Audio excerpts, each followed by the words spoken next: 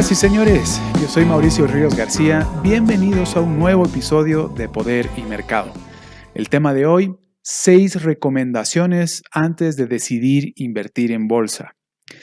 Es cierto, muchas veces puede ser agobiante tener que guiarse solo o tener que dejarse guiar para encontrar la mejor manera de invertir aquellos ahorros y preservar un patrimonio a largo plazo que ha costado incluso varias generaciones en construir. La cantidad de gente que se muestra como experta en temas estratégico-financieros muchas veces está simplemente concentrada en sus propios objetivos de corto plazo, es decir, en ganar sus propias comisiones y deja de lado el propósito fundamental de ayudar a la gente a preservar su legítima capacidad de generar riqueza a largo plazo. La gente desconfía de la bolsa, las finanzas, de los banqueros y los asesores financieros en general por distintos motivos. Pero, tarde o temprano, va a llegar el momento en el que no quede más alternativa que confiar y dejarse asesorar por un tercero. En todo caso, esto sería como acudir a un dentista en cuanto a uno le duele una muela. Así que, zapatero a tus zapatos. En este sentido, para dar el primer paso en esta dirección, es necesario tener en cuenta algunos elementos inapelables al momento de tomar decisiones sobre cómo preservar tu patrimonio, en este caso, invirtiendo en bolsa. Para esto, como decía, tengo 6 recomendaciones muy generales, aunque no por eso poco importantes. Lo primero a tener en cuenta es que invertir en bolsa no es como jugar a la ruleta. No es como ir a un casino, como popularmente se comenta. Si se tiene un conocimiento profundo de las acciones que se compran, si los elementos del análisis de dichas acciones consideran más elementos que el simple comportamiento histórico de su cotización de mercado. En lo personal, también considero como buena señal para tomar decisiones si los asesores de inversión que uno contrata están dispuestos a discutir un poco con el cliente sobre la mejor manera de alcanzar los objetivos. Si de repente, por mucha experiencia que tenga, el asesor está dispuesto a ver las cosas de una manera distinta que en el pasado, para limitar el sesgo del proximity bias, del que vamos a hablar ahora, en el que todos caemos de una u otra manera, tarde o temprano, pues mejor. Este sesgo del proximity bias consiste en invertir aquello que uno cree conocer en profundidad, sin reparar en que los riesgos podrían ser mayores a los que uno considera inicialmente, sin estudiar las características de las acciones que compra y considerarlas como parte de una empresa completa, las principales características de su mercado y su contexto, entre varias otras cosas. También es cierto que algunos gestores estrella, como Peter Lynch, recomiendan empezar a invertir en empresas que se encuentran próximas de manera geográfica, cerca a los lugares donde uno vive, para tener incluso la posibilidad de ir a visitarlas, estar o estudiarlas in situ. Pero dicha recomendación debe ser tomada en cuenta solamente como un elemento más de los muchos más que él considera en sus robustos análisis de fundamentos de cada empresa. Es decir, si invertir en bolsa fuera lo mismo que apostar en un casino, hacer análisis de los fundamentos de la empresa en cuyas acciones se invierte ayuda a reducir los riesgos de manera considerable. Como segundo elemento, claro que aunque tanto el asesor financiero como el cliente tengan la misma filosofía y método de inversión, aunque compartan la filosofía de inversión, existe la alternativa ya sea de construir un portafolio propio de inversión o contratar un fondo de inversión preferiblemente independiente, es decir, que no trabaja para ningún banco.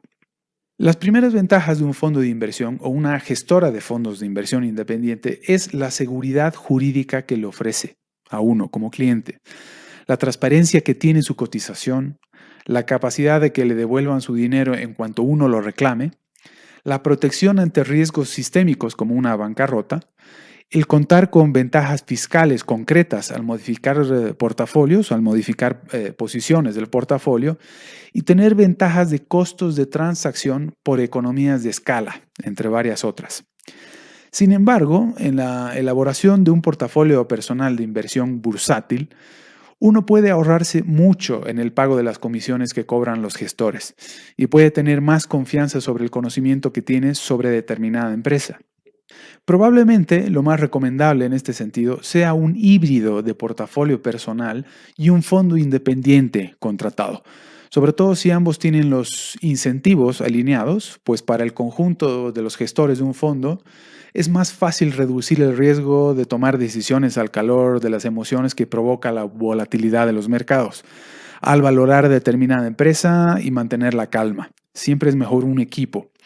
Y finalmente también es mejor aplicar el principio de la división del trabajo, la especialización y el conocimiento, por si fuera poco. El tercer elemento, si decides contratar a un asesor de inversiones independiente, es importante tener en cuenta que éste debe elaborar un perfil de riesgo para cada uno de sus clientes y además en función de sus objetivos específicos. A partir de ese momento debe explicarse claramente la rentabilidad esperada del portafolio, el horizonte temporal y el camino que se va a tomar para tener el control de sus expectativas, de las expectativas del cliente y así como las del propio gestor de fondos. Es decir, qué características, qué rubros, qué ubicación geográfica, qué activos y qué peso o ponderación asignará a cada uno de estos elementos en el portafolio de inversión que vaya a elaborar. Cada inversor o asesor de inversiones tiene objetivos personales muy distintos en función de batir determinado índice. Sin embargo, en términos generales, se podría decir que lo que mínimamente debe buscarse cuando uno confía su patrimonio a un tercero o a un banco privado es que no pierda valor con el paso del tiempo. Y uno de los activos que de manera típica pierde en este sentido podría ser justamente el que erróneamente se considere como el más líquido. La inflación es un factor determinante. Por tanto, es necesario tener un concepto y definición muy rigurosa sobre qué es la inflación y cuáles son sus últimas causas. De esto hablé hace no mucho tiempo en un webinar al que me invitó Value School, una fundación muy interesante mediante la cual se puede aprender a invertir en Madrid. Uno puede encontrar esta presentación en mi canal de YouTube. En este sentido, resulta fundamental considerar que el efectivo, los depósitos bancarios o renta fija de muy corto plazo no son necesariamente la elección ni la posición más líquida ni la más segura posible, sino más bien todo lo contrario. Pueden resultar la posición más peligrosa por su exposición a crisis sistémicas, como aquellas a las que estamos más acostumbrados en regiones como América Latina, o en el resto de Occidente desde la Gran Recesión. Acordémonos nada más de la confiscación de depósitos en Chipre, en plena Unión Europea nada más, en 2013, o en situaciones tan complejas y recientes como la de la pandemia o la que ha empezado a provocar la pandemia. Cuarto elemento. En cuanto al riesgo y volatilidad del mercado, también es importante saber qué características tiene determinado fondo, a qué tipo de riesgos está expuesto, cómo se piensa controlar estos riesgos al construir la cartera y qué evidencia histórica de su comportamiento tiene en relación al riesgo estimado. Por eso hay que considerar el momento en el que se entra y sale de determinado fondo. Si la estrategia está debidamente alineada con los objetivos, es necesario mantener la calma y no dejarse llevar por los sentimientos de temor ante cualquier evento que provoque volatilidad en los mercados. Desde luego, también es importante saber si existe la posibilidad de abandonar determinada posición que demuestre que ha habido un error de juicio económico-financiero, que siempre va a existir. Pero si el asesor sabe lo que está haciendo, lo recomendable en realidad es más bien concentrar y aprovechar de la volatilidad para comprar relativamente más barato. Por ejemplo, tiene poco sentido vender las acciones de determinada empresa cuando un día la bolsa o los mercados en general han caído un 3 o un 5%, o incluso más, si el rendimiento de la misma sigue siendo el mismo, o en todo caso, ante dicho escenario, probablemente sea momento de comprar más. En todo caso, y dependiendo mucho del método de inversión, la volatilidad se traduce siempre en las mejores oportunidades posibles para comprar lo que están vendiendo quienes se asustan a la primera caída generalizada de las bolsas o los mercados, por no haberse detenido previamente a analizar la empresa de cuyas acciones se está comprando. Volatilidad no es riesgo, sino oportunidad. Riesgo es no tener suficiente conocimiento de lo que se compra. Es algo que vive diciendo Warren Buffett, que lo ha dicho durante toda su carrera. Ahora bien, ¿cómo puede saber un gestor de fondos si eventualmente el precio de sus acciones se terminará ajustando al alza? Primero porque, como diría alguien como Howard Marks, alguien a quien admiro mucho, el mercado nunca mantiene valoraciones deprimidas para siempre, de manera indefinida, sino que atraviesa distintas fases de euforia y pesimismo. Y hay que saber interpretarlas, estableciendo un margen de seguridad para ello. Y luego porque la rentabilidad específica, inmediatamente después de las caídas generalizadas, sería aún más atractiva.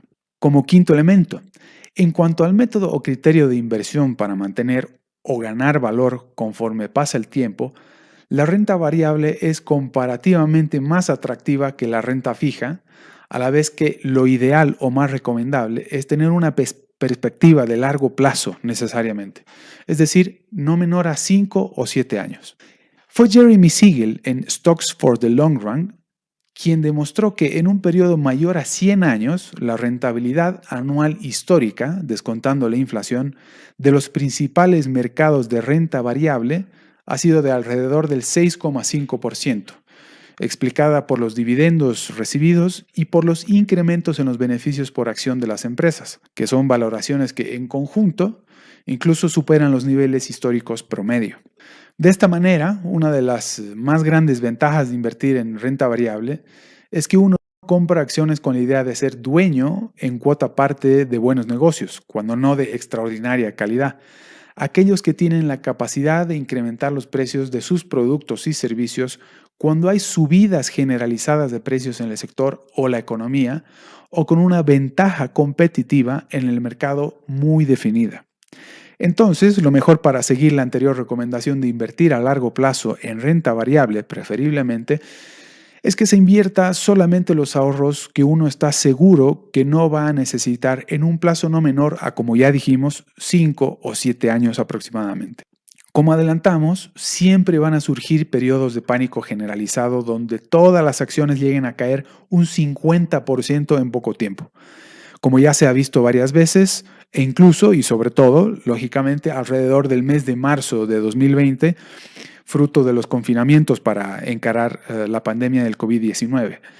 Pero si un gestor de fondos sabe lo que está haciendo al valorar las empresas de cuyas acciones compra, sabrá encontrar beneficio en los momentos o periodos de volatilidad, aunque momentáneamente afecte al valor liquidativo del mismo fondo.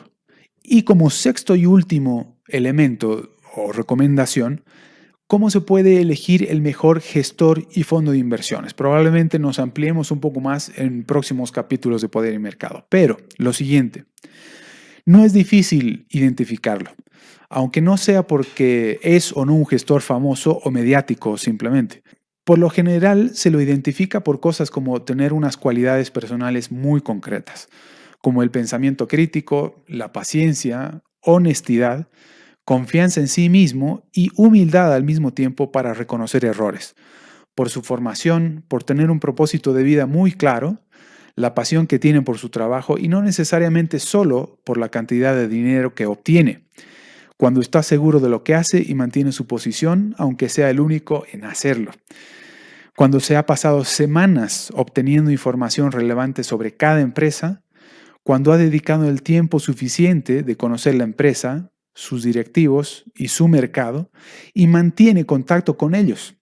Y cuando es accesible y puede mantener contacto directo con él cuando sea razonablemente necesario y entender las causas exactas que han generado el buen o mal comportamiento del fondo en determinado momento. Para elegir un fondo de inversión, es necesario saber primero que no existe el fondo o gestor de fondos que tenga un track record impecable. No hay gestor de fondos que no haya fallado. No hay fondo que haya ofrecido rentabilidades positivas cada año sin excepciones, más aún en periodos muy dilatados de tiempo. Todas las estrategias de inversión tienen alguna salvedad. Por eso es muy importante no exagerar las expectativas sobre los resultados de corto plazo, ni mucho menos al momento de contratar a alguien solamente porque es famoso. Sin embargo, es recomendable empezar comprando el track record o los resultados de los gestores y no necesariamente por el rendimiento de los fondos. Insisto, la idea es pues lograr la mayor rentabilidad posible superando la media del mercado con profesionales destacados con un enfoque de inversión muy concreto y no simplemente preservar valor conforme pasa el tiempo, aunque es igualmente importante. Para esto último, ya se tienen los fondos pasivos que simplemente replican la rentabilidad media del mercado con bajas comisiones. Reconozca pues lo que es bueno y pague por ello. Si se da cuenta uno, muchas veces los gestores trabajan para determinada entidad, para un banco. Haga como esta e invierta en el gestor y no necesariamente en el fondo y su nombre. Finalmente, si cada vez más gente tiene en cuenta estas sencillas recomendaciones, aunque no por ser sencillas sean fáciles de aplicar, la manera de gestionar tus activos va a cambiar radicalmente para preservar tu patrimonio en el largo plazo, diluyendo riesgos tanto externos derivados de la coyuntura como internos derivados de algún conflicto en el entorno más cercano y en beneficio, desde luego, tanto personal como el de la familia y de los allegados. En fin, esto es todo por ahora. Nos vemos en un próximo episodio de Poder y Mercado.